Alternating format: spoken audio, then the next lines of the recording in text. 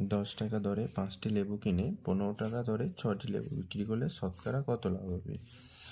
একদিকে টাকা আর একদিকে লেবু দিলাম। ক টাকা? 10 টাকা। কটা লেবু? 5টি। আর একটি 15 টাকায় 6টি লেবু। তাহলে কি করব তখন? কোনাকুনি গুণ করব। 15 5 75।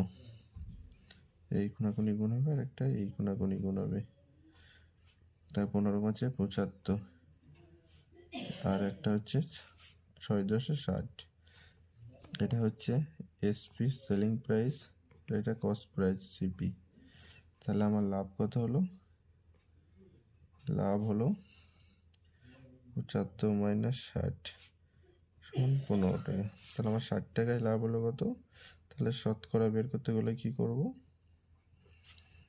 আমার হচ্ছে 60-এর উপর যদি 15 টাকা লাভ হয় তাহলে 100 কত?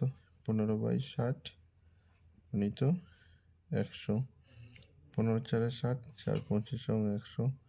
তাহলে কত? 25% লাভ হলো। 10 টাকা ধরে 8টি লেবু কিনে 12 টাকা ধরে 8টি লেবু বিক্রি করলে শতকরা কত লাভ বা ক্ষতি হবে? এটা তোমরা কমেন্টে জানিও।